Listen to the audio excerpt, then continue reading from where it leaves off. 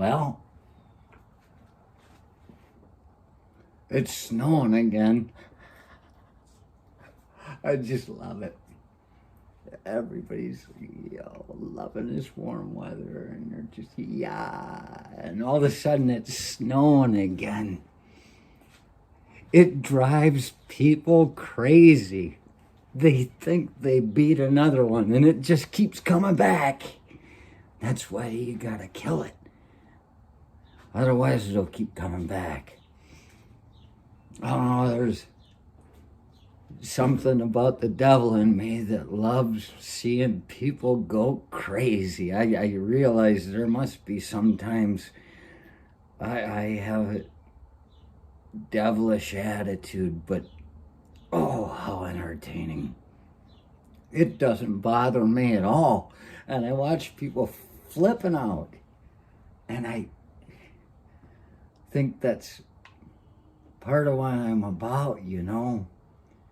I mean,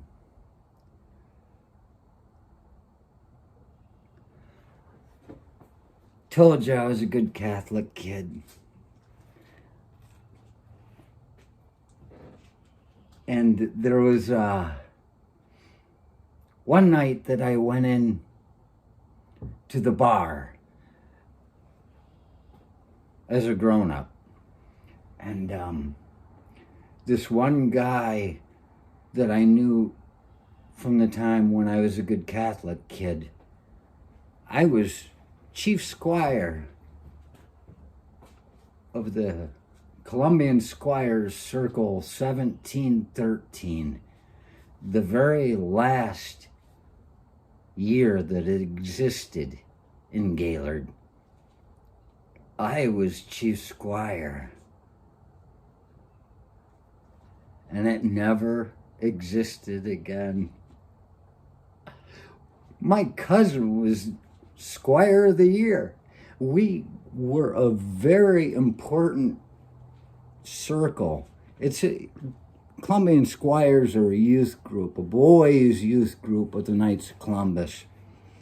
And so you're raised into being part of this thing. You know, Knights Templar and, Masons, all that stuff. They're all connected. There are a bunch of other names. They're all over the place. But, yeah, so I took a very, very noble institution and destroyed it. As far as I know, it was never even talked about again. I'm an iconoclast.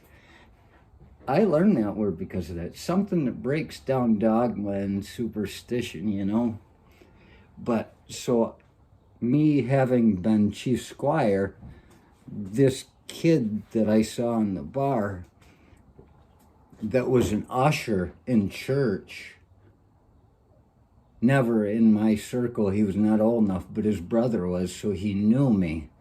And he thought that I was a good person because I would show up to church sometimes. He didn't know that I was screwing with people. And one time he caught me halfway down an aisle as an usher, halfway between the opening, the mass, the guy walking down there, and communion. So I was coming in halfway between there. I've cut like 30% of the mass out because I always leave. Well, I go out to smoke a cigarette after communion. I always smoke after I eat.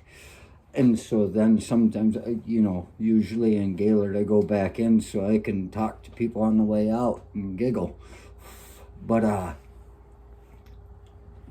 he came up to me coming down the aisle, and he's the usher because he's a good Catholic who thinks that I'm a good Catholic because he sees me in church.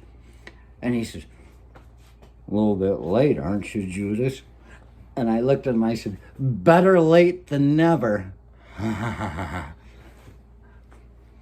And so here I run into him at the bar in Mary's Tavern one night. I walk in, and he's like, Judas, he thinks I'm a good Catholic because he sees me in church. who knew that he would be a good Catholic? I don't know what he's up to. That's what people wonder. And I said, what? And he says, there's a young brother over there. By that I mean a priest. Guy who's going to be a priest. He says he's getting ordained tomorrow. He said, come meet him. And I was like, oh. And I walked over, and here I see this guy. He's all dressed in his little thing, looking nice and prim and proper at a table with all these other people that want to act like good Catholics. And he's got a soda in front of him. And I'm like, At least Father Damien in The Exorcist was in the bar with a drink and a cigarette.